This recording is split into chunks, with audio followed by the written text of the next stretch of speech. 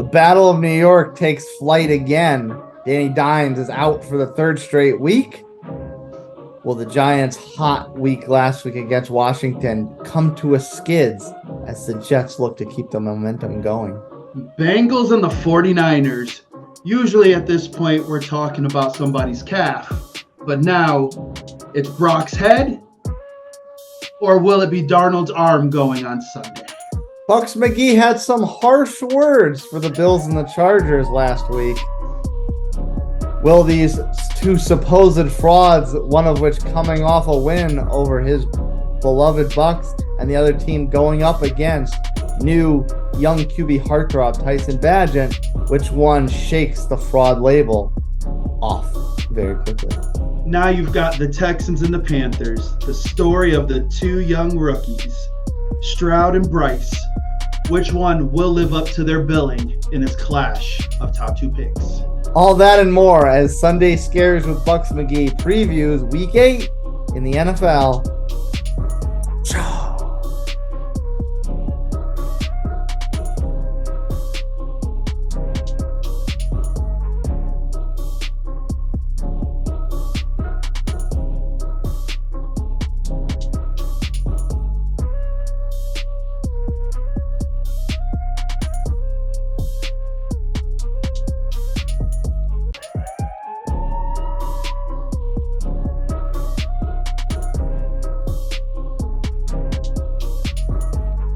Sometimes in life, you have a thought and you just go with your gut and your heart and you just think things are going to go well. And then sometimes fraudulent individuals will still take things away from you. Nutmeg, Thursday night was one of those situations. How are you today, sir? I'm very good. The sun shines on another football Sunday. Oh, yes, it does. Yes, it does. A little hurtful, but the sun always comes out on Sunday, so that's right. We're good. Well, let's break down that hurt as you sip on a very tasty and artful looking can design there. Yes.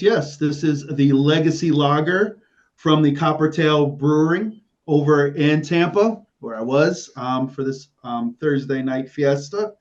It has the Bucco Bruce on the can, the creamsicle ortage there. So very excited, very good. Love it. Very light. Goes down smooth. Goes down a lot smoother than that game did. So I guess we'll get into this, huh? Yeah. Well, let's talk about how lack of smoothness that game went down. That's good English, right? You know what? It works, man. Nowadays, you can throw anything into anything, and it sounds all right. I'm down with it. Tampa took the L up in Buffalo this week, and now you had some harsh words for Buffalo off of the loss last week, and to the Patriots, a game that they fell down into a deep hole, came all the way back, and then choked away at the tail end. Now, this game, to me, I had absolutely no expectation going in as far as how this was going to go because I can't trust Buffalo. But at the same time, Tampa, as we've talked numerous times, when you shut down the running game, Baker's got too much on his shoulders and he can't get anything going. So, what's the aftermath of this? Tampa still has this glow of being a good team this year.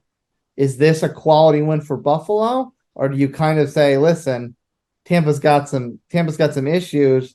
Buffalo, you're supposed to be the better team. We're not giving you credit. We're not giving you the credit back to the rise to the top. No, I believe you said it correctly. Tampa is, like I said, we talked in the beginning of the season, at tops, they were a 6-win team. I've always got to take my fandom out when we're doing this. And I knew that this game was going to be tough for them because of the run game and the offensive line, which has basically fallen apart the last 2 to 3 weeks. So this was a game that Buffalo should have won. They were favored by 9.5. They were home. Like, let's be realistic. Josh Allen, the supposed, one of the elites in the NFL. yada yada yada. So yeah, they should have won this game.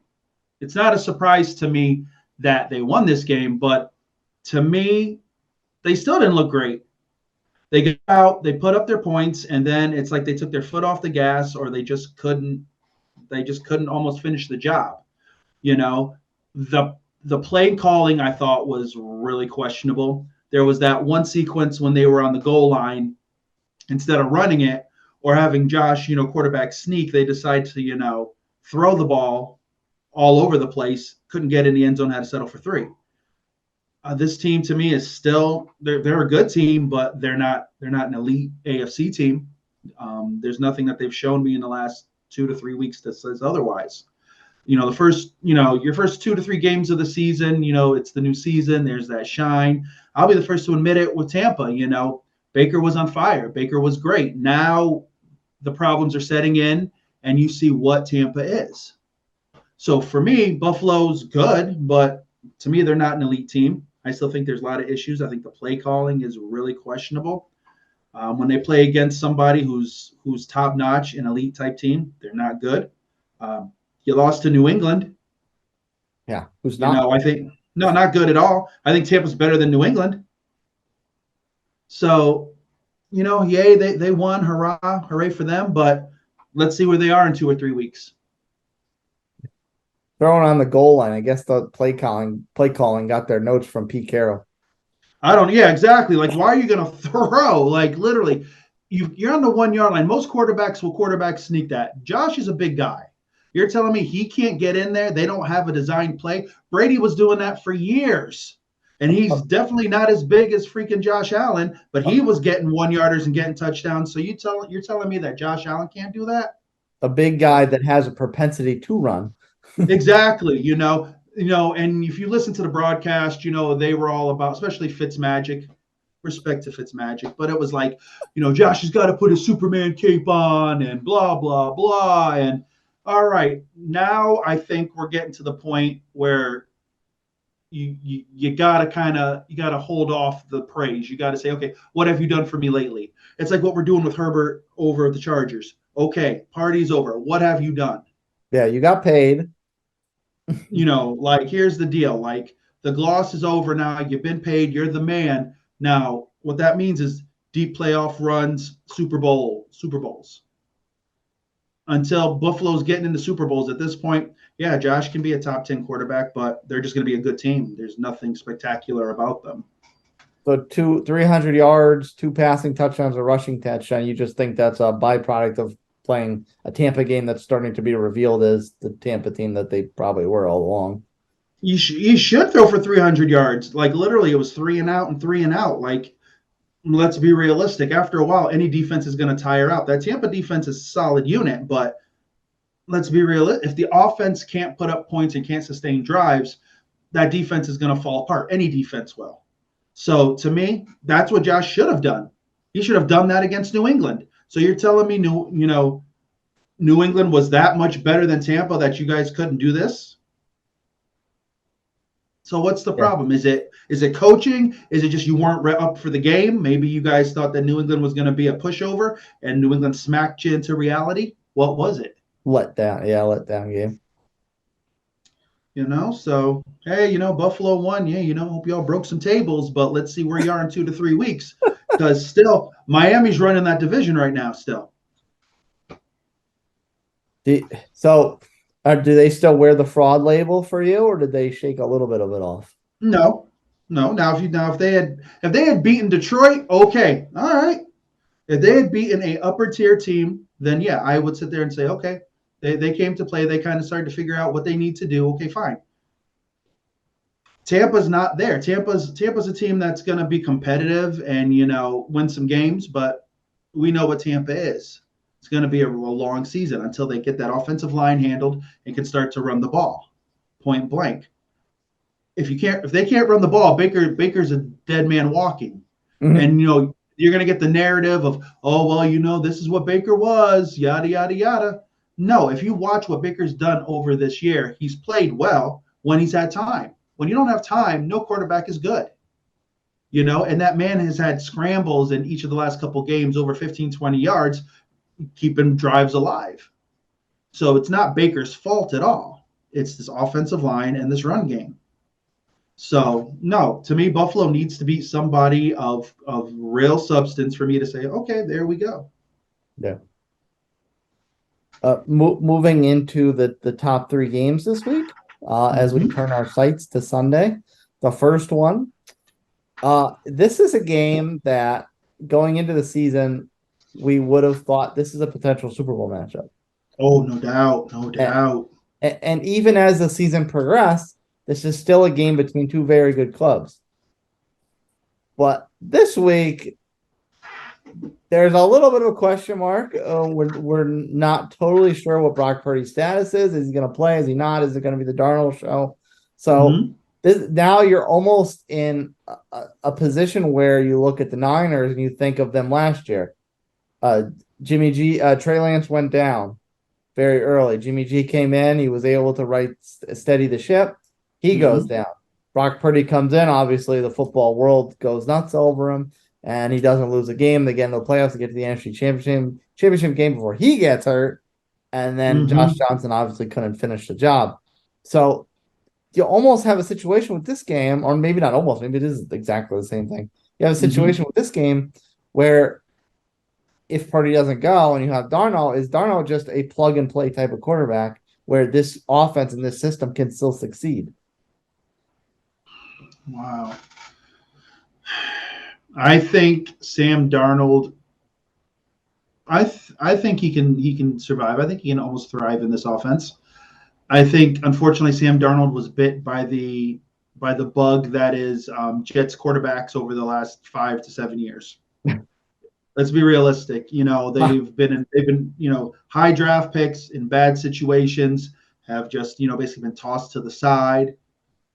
I think Darnold's a smart quarterback. I think he had moments in New York and even when he was in Carolina.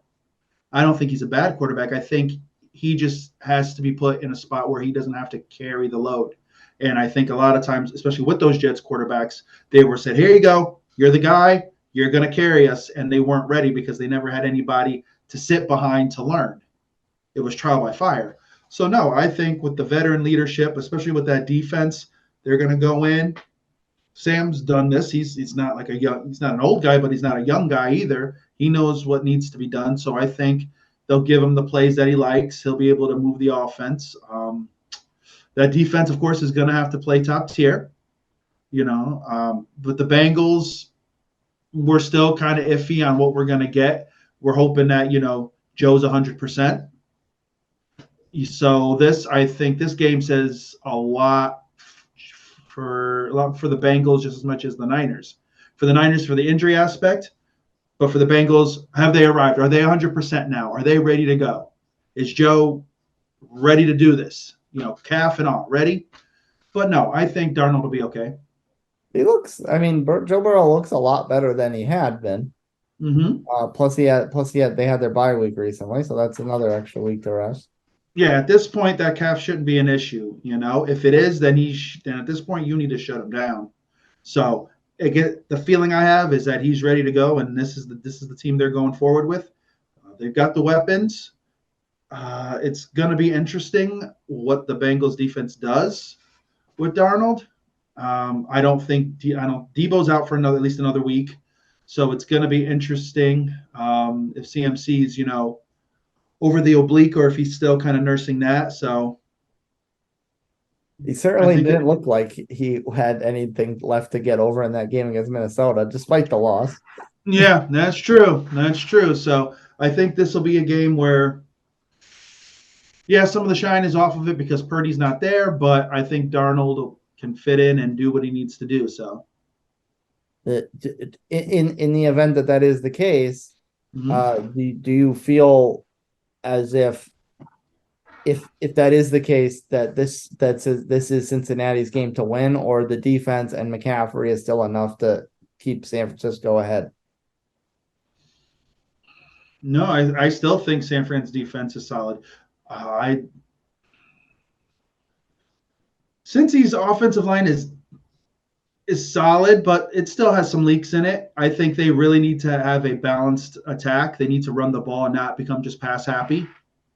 I think Joe Mixon really needs to touch the ball and kind of be at the focal point, but be, 1B to Chase is 1A, like be that guy, give the guy the ball, let him run. He's still a quality back. Like, don't treat him like, he's like a 35-year-old and, is only good for, 10 carries a game, because you really have to offset that defense. That Niners defense is fast. They're quick. Fred Warner, you got Bosa. You've got a lot of guys on that defense that can make plays. So if you just get pass happy, they're going to shut that down.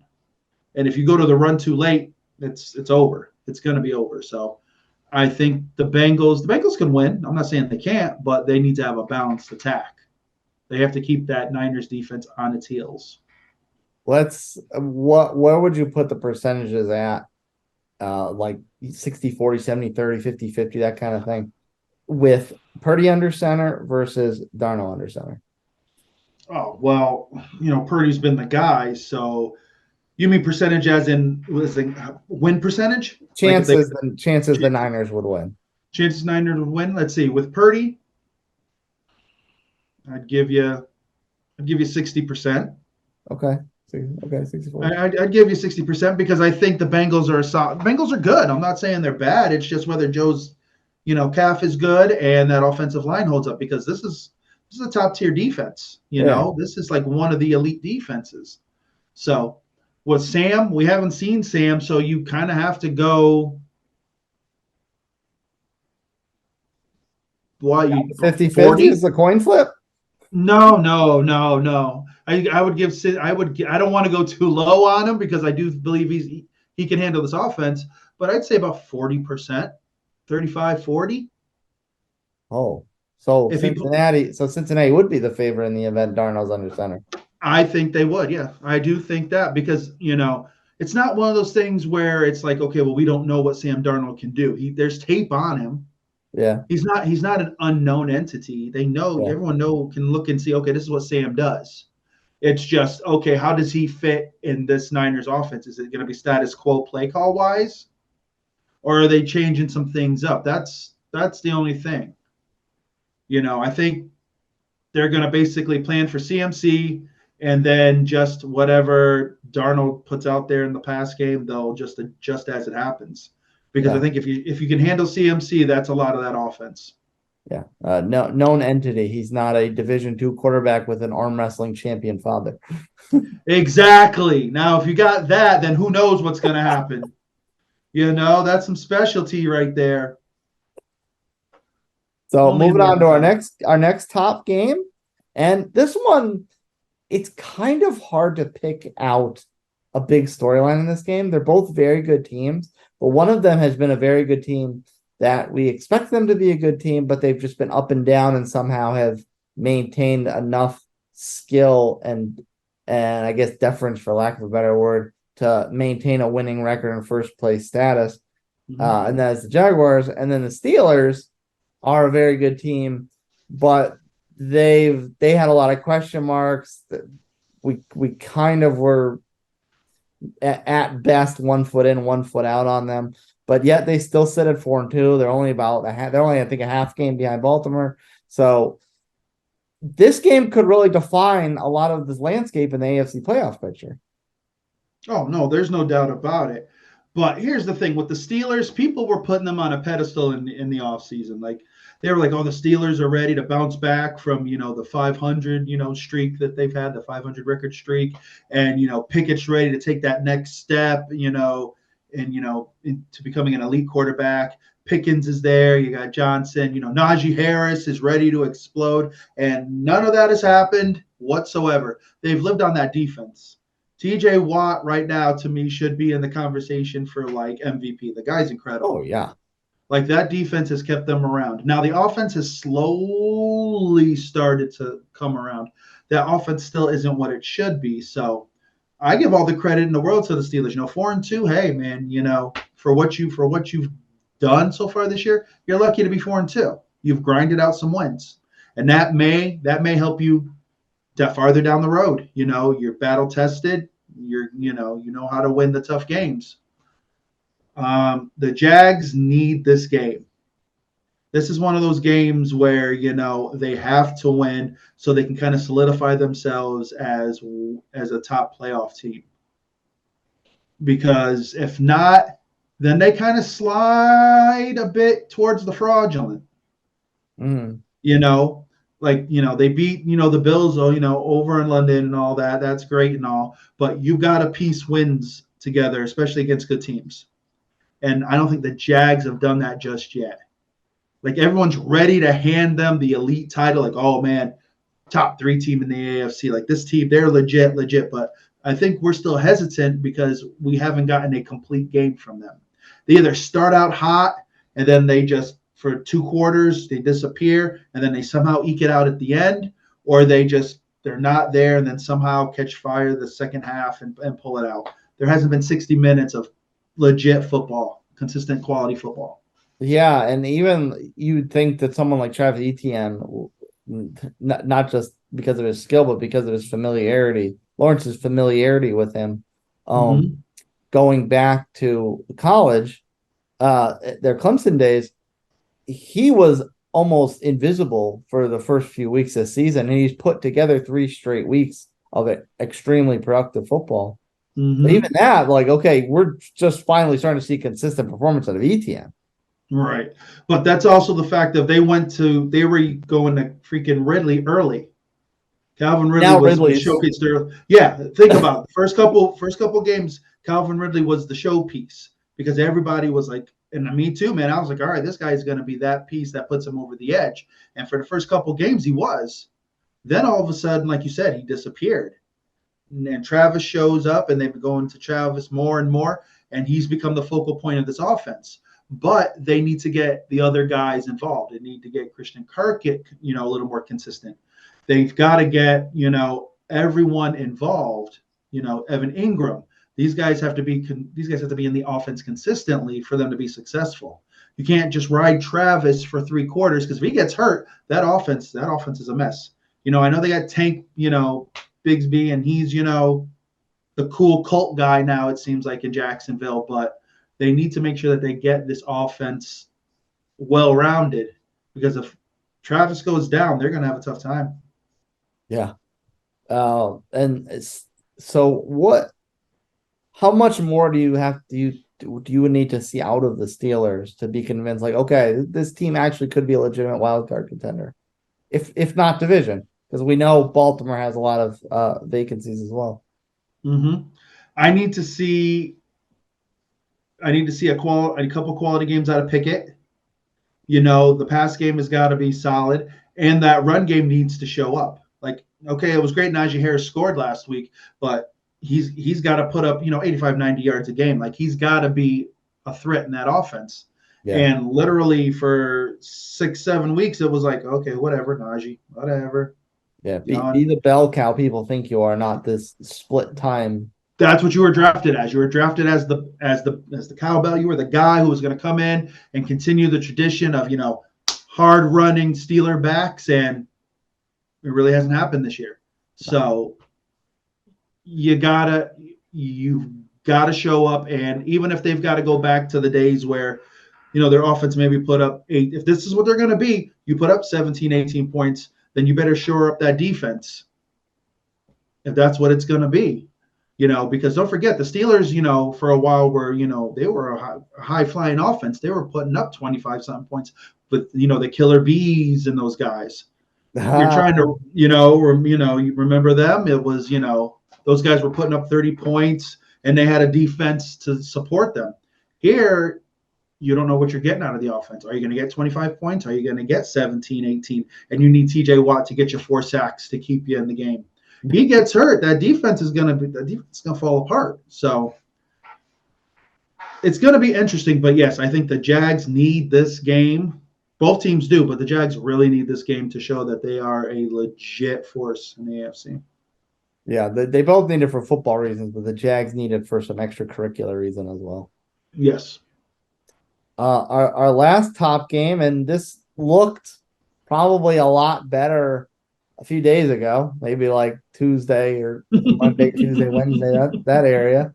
But what a shock Deshaun Watson is not gonna play, and now the Browns going to Seattle. Both these teams are 4-2. So again, you think on paper this is going to be a really good game, but this man just will not suit up. The man is hurt, man. Didn't you listen to him today? He's hurt. Like he would play if he could. Like there's narratives out there. Like he said, there's narratives out there about me, and they're not right. If I could play, I would. No, you would. Come on, man. Like this has gotten ridiculous. I'm not Deshaun Watson. I don't know what your shoulder feels like, but what you put out there, people are gonna eat up. It's just how we are. It's human nature. What you put out there, people are gonna sit there and make a decision. Don't blame the public, man. You put yourself in this position. It wasn't us. You committed all this little fun at the massage parlor, so now people are gonna say these things. It's just how life is. You have to prove them wrong. That's what you have to do. You haven't done anything for people to say, you know what, maybe we were wrong, or you know what, the guy's straightened up, he's playing hard, he's doing this, he's doing that. You haven't done that. So no one's going to believe you. Everyone thinks you took the money, and everyone thinks that the Cleveland Browns is the stupidest franchise there is because they guaranteed you all that money. And now you're just sitting there. Oh, I got a hangnail. Oh, man, that's 2 to 3 weeks, man. You know how hangnails are in the NFL, blah, blah, blah. And the checks are coming in. Like, what do you expect? Now, it would be different if the reports were coming out saying, yeah, his shoulder was hurt, but he was there in team meetings. He's there at practices. He's staying late working with PJ, working on the playbook. Then at that point, everyone's going to say, you know what? He's hurt, but you know what? He's trying to be part of this team. He's doing what he can. He's being a leader. You don't hear any of that. So, mind you, let me point out they should not be 4-2 because they should have lost last week, except the NFL decided the Cleveland Browns were worthy of a gift victory. No, I'm still not over it. I'm sorry. No, it's okay, man. You know what? Sometimes you don't get over these games. You have the right. You have the right. I'm nothing to apologize about, man. Take it in for another week. You're allowed to. But no, it's the truth. So, like, Deshaun, if you're hurt, that's fine, whatever. But everyone's just waiting for you to fail. Like, that's what it is. Everyone wants this whole experiment to fail because no one believed you were worth a guaranteed contract. No one. That's why none of the owners, when you did that, the owners were like, all right, Cleveland. And no one wanted to touch you guys. People were like, Cleveland, don't even talk to them.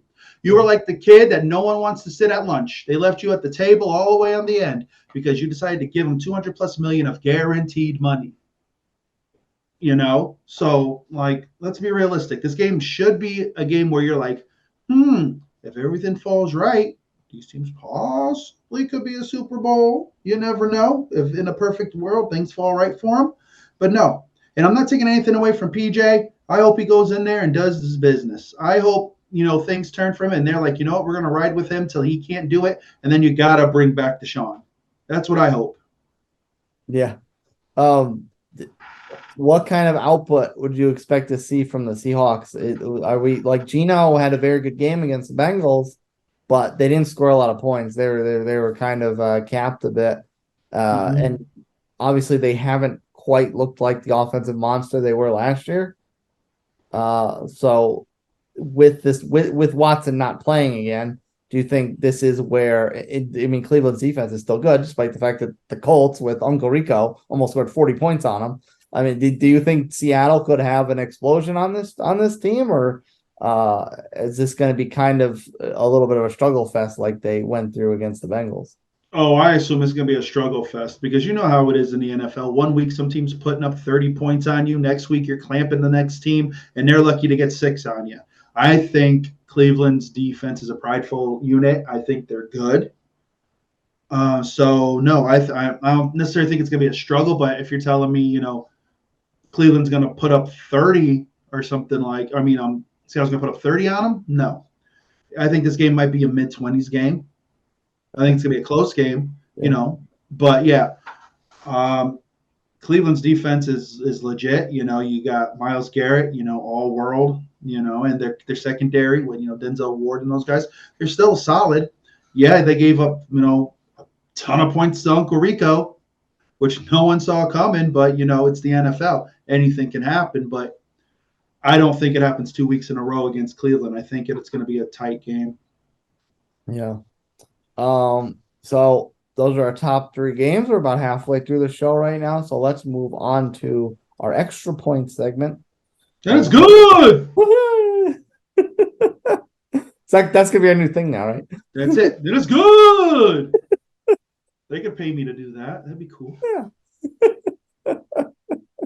I don't have to be a real referee. Just let me stand in the end zone and call field goals. We'd be real at referee. Are they really real, Chase? You should know. Well, yeah, not after last week. Are they real, man? I'm sure there's a YouTube course I can watch in 20 minutes. I'm there. I just gotta make sure I actually get my guns back up so I can wear the tight shirt and just That's right. Who was that? Ed Hockley? Was that Ed Hockley? Yeah, Ed Guns, man. You don't want you see Ed in an alley somewhere. You're not messing with him. You're not messing with Ed Hockley. That man will mess you up. Oh, speaking of being messed up, Danny Dimes is messed up. We have the Battle of New York this week. Battle of New York. Good Lord, the waste of an hour. 60 minutes of okay, whatever. That's what this is called. We've spoke on the Jets. They're 3-3, and we kind of talked about it a little bit last week where we talked in the preseason. We were talking about the Jets' brutal start to the schedule. And we're like, well, 3-3, they could come out as 3-3. Is that going to be enough to satisfy the New York media? And we're like, of course not. They're going to think the sky is falling. But with Rodgers out and the way they've played recently, including the loss to Kansas City, which is that the Milf Hunter actually looked like a very reputable starting quarterback. 3-3 actually doesn't look that bad. And here you are, the Giants, with this big money quarterback that is now going to be on the bench for this third straight week. Tyrod Taylor comes in and gets this absolute mess of a team this year. Actually looking competitive. They almost beat Buffalo. They beat Washington last week. I know that doesn't speak to too much, but they still looked very good in the following the game along on a play-to-play basis. And what's going to break first?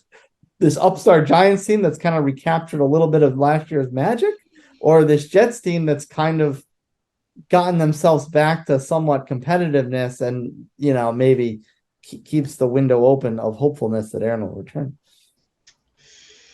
Wow. You really want me to choose between this? Wow. I know the two teams that I know have held very less than ideal statuses in your heart in the past years. Oh, it's not even that, man. This is rough. All right, so Jets at 3-3, like you said. If Rodgers was the starter, yeah, we'd be like, this is horrible. This is New York would be like, tear it down. This is ridiculous. But the Milf Hunter has kept them afloat. 3-3, you gotta respect it. You gotta respect the hustle there. So I think, Zach's gotten better as the year's gone on. He seems a little more confident throwing the ball. There is a little turmoil in the sense that, somebody there is asking for a possible trade.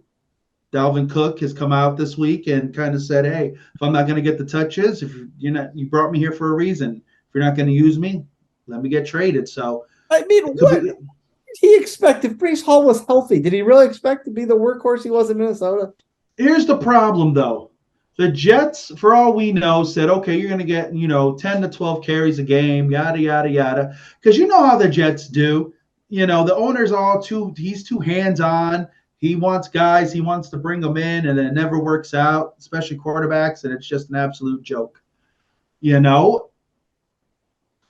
I think Cook was looking for the money grab and thought maybe, Hall wasn't going to be ready, and everyone was surprised he was, and they said there was going to be a platoon, and it wasn't. So now this is where you're at. So come deadline next week, he probably will be gone if they were smart. But I digress. So I think the Jets are in okay position for what they have and what they are.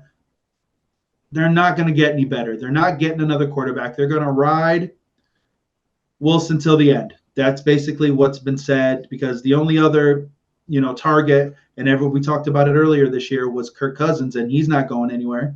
No. So it's Zach and the Jets as constituted. This is what it's going to be. So they're going to try to, expand this offense every week with them. This defense is a top-tier defense, and these guys are good, especially in that secondary. Those guys are nasty, man. So I think they're comfortable where they're at. Giants, who knows what this mess is? This is ridiculous. Tyrod Taylor, legit backup. Can't take anything from him. He almost beat Buffalo. I'll give him that. His wide receiver weapons are barely adequate, let's be honest. You don't know if Darren Waller's going to be healthy. It's a week to week, it's a groin, it's this, it's that. But the guy has played, so I'll give him that. So basically, your only real offensive weapon is Saquon. Yeah. And what are you going to, if you run him into the ground, it's over. Your season's over. So the Giants are going to have to play near perfect ball to win this game. Or if he tweaks something, the Giants, possibly rightly so, shouldn't take a chance with Saquon because of his injury history, and they just need to pull him. And then you're really up, what's creek without a paddle. Matt Breida's going to be your man for the next couple weeks. Yeah. Honest. Hey, man, he might have a resurgence. You never know. But, no, honestly, I like the Jets in this matchup. I really do. I think the Jets have a better overall build as a team. The Giants, I just don't know. And even if Danny Dimes was there, I still would probably take the Jets. I think the Giants, and I've said this, overpaid for Danny Dimes. There was no market for him. Giants outbid themselves, and this is what you got. This is what it is. So, like I said, the Giants are going to have to play near perfect ball, couple extra turnovers, and that's what it's going to have to be. Yeah, and all credit to Tyrod Taylor for the last couple of weeks for the spirited moral victory, I guess. The spirit of the loss against Buffalo, the win over Washington. But the Jets hang their hat on defense. You would think that the assignment of Tyrod Taylor would be a fairly easier assignment for a Jets defense that's supposed to be one of the best in the league.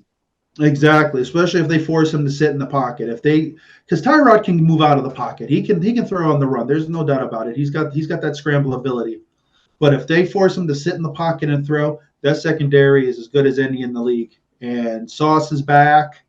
I think they're up to pretty much 100% in the secondary. So one mistake and it's over.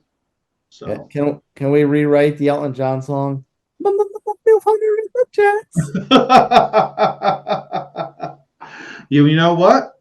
You might, and who knows? I'm sure Aaron's going to be there, so Aaron will be there giving him his coaching, giving him his words, his kumbaya words. So it'll be fun for New York, but yeah, it's probably going to be an ugly game as well. Back rubs and foot massages on the sideline. There you go, man. Good times. Our next extra point game, the top two quarterbacks drafted this year square off this week. The seasons have gone slightly different for the two of them. Slightly.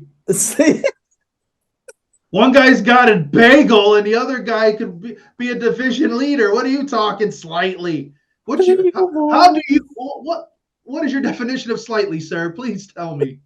I'm just trying to be respectful. No, be honest with these people. Be honest. I'm sorry, Panthers fans. Y'all are a mess.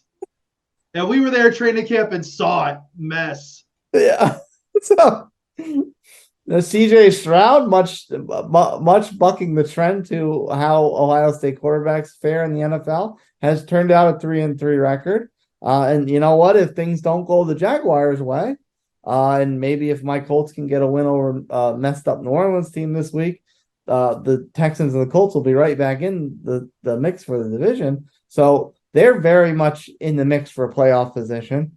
Mm-hmm. But the Panthers, not so much. Like you said, they got the bagel, and the offensive line can't block. They had a spirited output against the Dolphins a couple weeks ago, got out to a big lead, gave it all up, lost by 20 plus.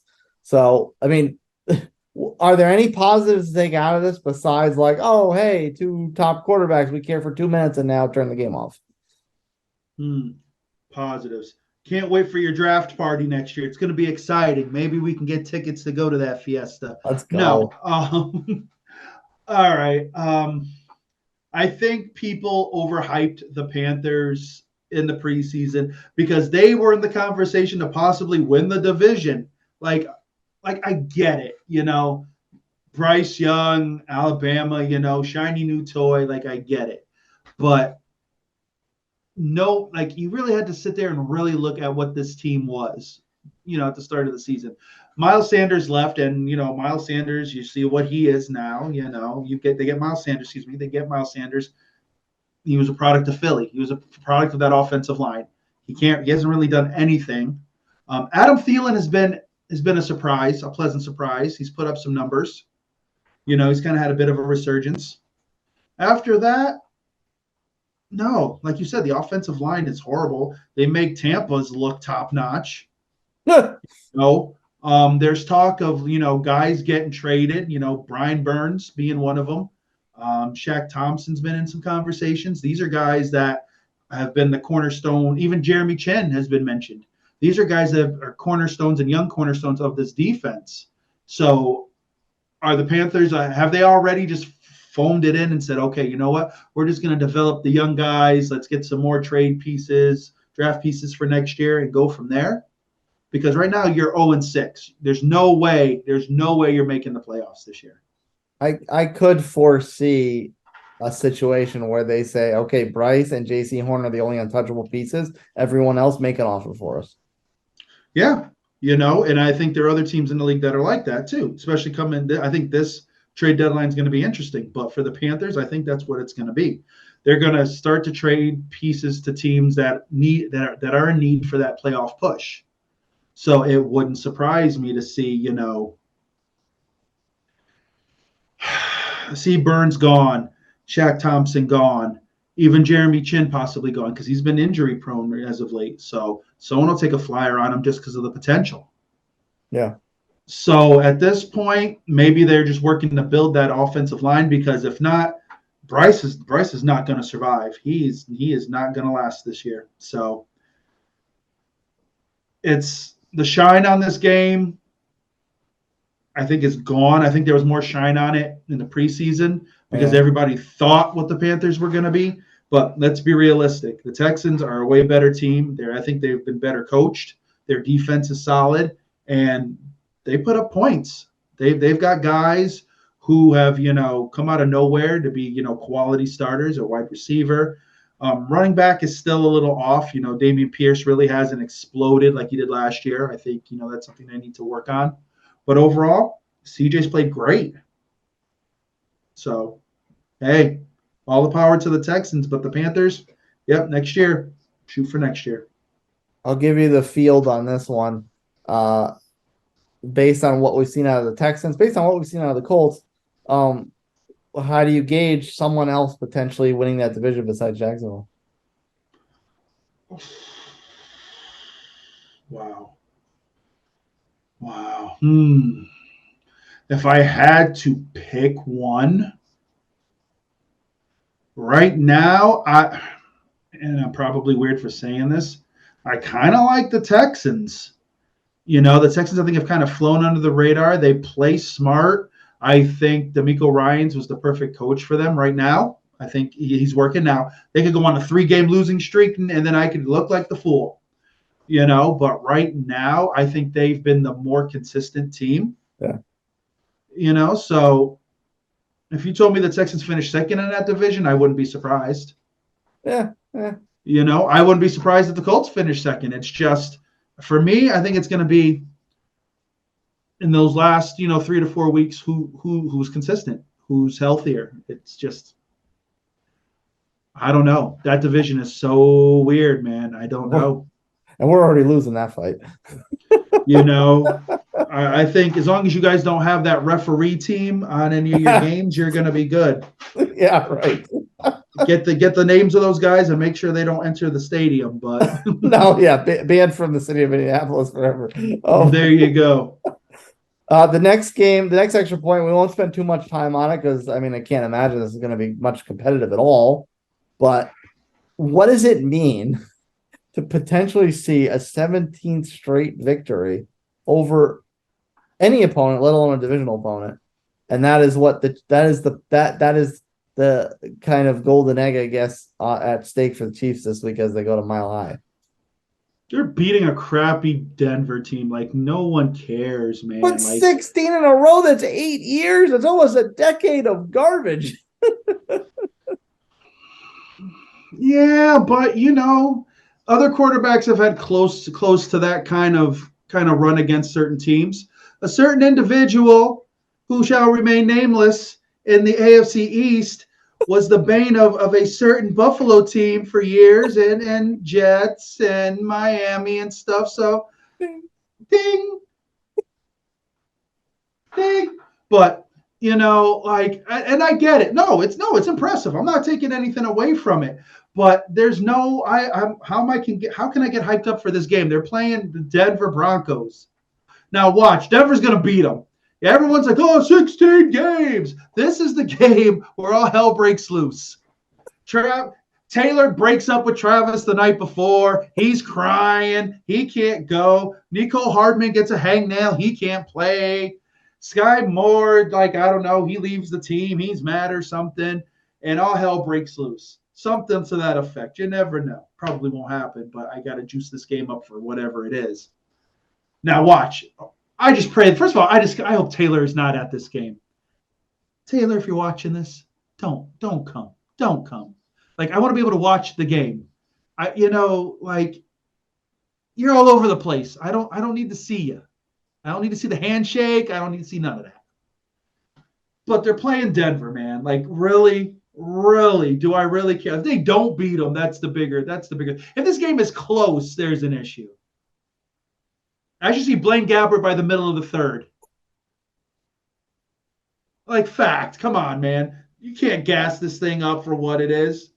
Now, if Denver, if they were good or I don't even know. I can't even. Just yay, 60s, whatever. I don't care. Let the record show Bucks McGee is calling a broken home this weekend, and Travis and Taylor show ends. I think a lot of people are hoping because we're just done with it. You know what? There are fans. People don't want to see that. Al Michaels said it best. He's not hosting Hollywood Extra. He's not doing that. He's calling games. I don't need to see her in the box. If you want to do it at the beginning of the game, that's great. Or at the end, that's awesome. I don't need to see it during a pivotal third down where they get the conversion and they do their handshake and blah, blah. I don't need to see that. I don't need to see Taylor and Patrick's wife doing their handshake. I don't care. I'd rather see Travis's mom. She's cooler. Give me more Travis mom. She's awesome. I like that lady. She's cool. Yeah, well, as long as they're not playing the Jets, because then Zach Wilson will be gone for the rest of the night. Yeah, well, exactly. Jets won't win. Got to keep that kid focused. But, like I said, okay, I'm impressed. 16 wins. But if Denver was good, then I'd be like, oh, okay. You know why? Because you're sitting there going, maybe this is where it ends. Maybe Denver can pull it out. Nope, Denver's ass, and we're sitting here going, great. How many? I don't even know what the line is on that game. I haven't even checked yet. I'm sure it's fluctuating. I'm sure it's at 20. That's where I would put it at. I think it's 9. Okay, so it's gonna 8. So it's gonna go up by tomorrow. By tomorrow it'll be 10.5. Yeah, I mean, if it was at home, you figure home teams get 3 points, so you figure it'd be 12. Really, in reality, it's 11-point spread. Yeah, exactly. Let's be realistic here. Half those guys are being told half these guys think they're getting traded anyways. Yeah. They're not playing. They don't care. Jerry Judy's been linked to 4 teams. They don't care. Oh, everyone's favorite ninja. Yeah, exactly. He's still mad at Steve Smith. So that's all that going on. There's been whispers Patrick Surtain could be going to the Eagles. Let's be realistic here.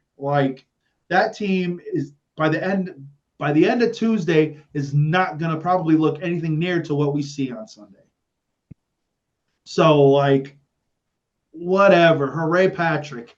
You know what? And they'll somehow pull it out. It'll be an ugly win, but all we'll hear for hours and hours, wow, Patrick Mahomes.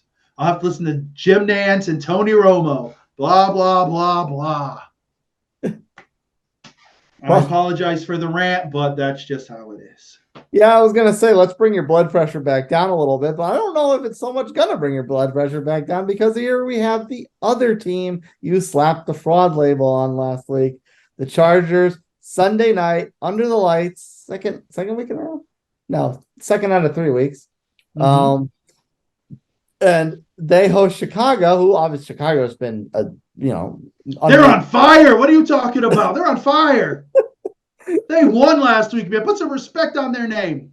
Well, I will, because you know what? Maybe we need to start putting some respect on Tyson Badgett, the son of Mr. All World arm wrestler, who I kid you not, I think this father gives me LeVar Ball energy. Oh, there's no doubt about it, man. I've seen those clips of him, man. I'm like, go ahead, LeVar, do your thing. White LeVar. It's like this man is like, my kid is great and no one will tell me otherwise. And his wife, and then you hear the wife talk, my husband thinks he's like the greatest thing ever. He's the greatest arm wrestling champ. And hey, man, do your thing, man. I'm not going to knock you, man. Arm wrestlers out there, man, much respect. But you know what? The kid went out there and won. Hey, you can't knock him. But now the question is, you play the vaunted Chargers. Fraudapalooza, folks. Now I'll tell you this. If the Chargers can't beat his Bears team, that's it. Just end the season, bro. Just it's over. Fire the coach. It needs to end. Maybe this kid is good. Maybe they found a diamond in the rough. I'm not gonna knock him. He got it. He beat the Raiders. Hey, you win, you win. Not saying much. It's the Raiders. We know what kind of dumpster fire that situation is. But hey, you know what? Maybe this kid has something that maybe Justin Fields doesn't. Let's be honest. Maybe, this kid, goes on, plays another week or two. If they go undefeated now, of course, once Justin's back, they'll bring Justin into play. But if Justin loses, and after, let's say they go 2 or 3-0, everyone's going to be like, oh man, put that Pageant kid in. He's the real deal. You're going to hear people in Chicago screaming it. Do you think this is a you don't lose your job to injury situation, or do you think this is a Tom Brady situation where if the team's performing well, even if they lose, they could lose a game but still play well? Is this a situation where you just ride the hot hand? A Brady situation, if you will. Sorry, memories. No, so here's the thing. If Pageant had played like 4 or 5 games, and let's say they had gone 4-1, right? And then Fields is coming back.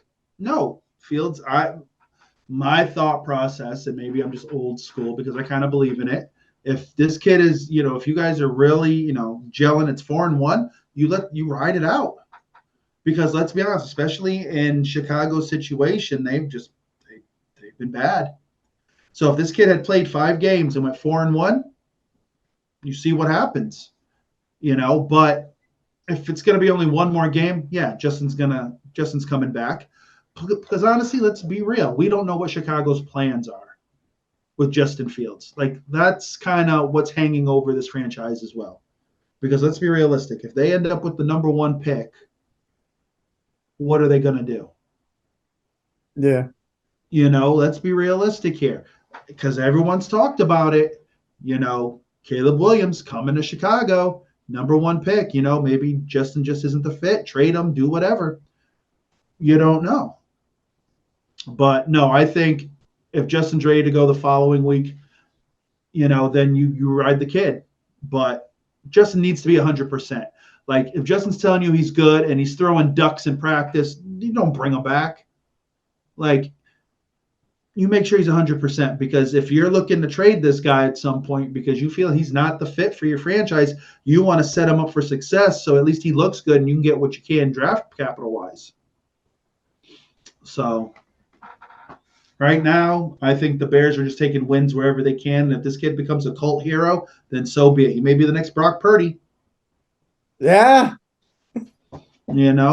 Pretty soon it's going to be, why take a quarterback in the first round? Take one in the 7th. Take one, day 4, man. Last day of the draft. Find yourself a guy from Division 3 or whatever. That's where to go. They fit the system. They fit the system. It's like the running backs. Take yourself a guy on the 3rd day. You don't need a quarterback. Forget that. Last point, feet to the fire.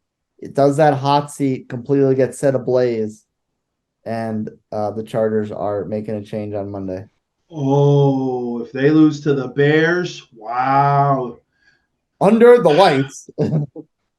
If you lose to the Bears, and I mean like now, either way you lose. Like you can't even moral victory it and keep them there. Like if it's like a close game and the Bears eke out a field goal, you can't use that because you're like the Bears shouldn't have been in that position. If the Bears put up 30 on you and you only score like 17, then it's like you're just an absolute mess. So no, if they lose to the Bears, come Monday, there's going to be conversations. There's no doubt. There's no doubt that sports radio in freaking LA all the way to New York are going to be like, time for him to go. And it'll be just a matter of time. It'll be the next loss that'll send him. So right now, in a way, he could be playing for his job.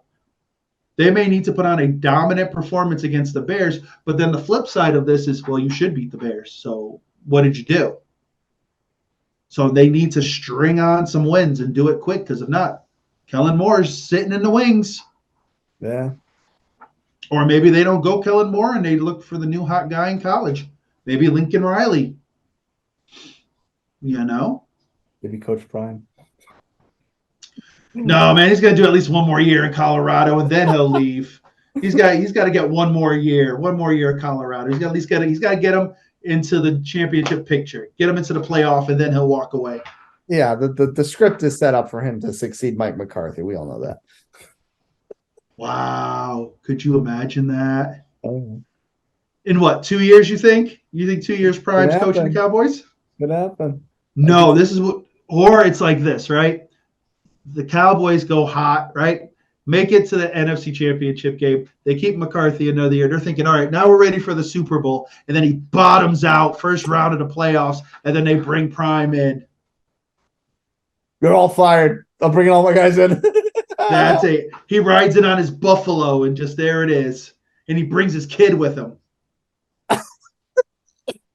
Man, I think his kid's going to be a legit quarterback. I kind of like him. I like him. I think he's solid. His other son plays well at cornerback.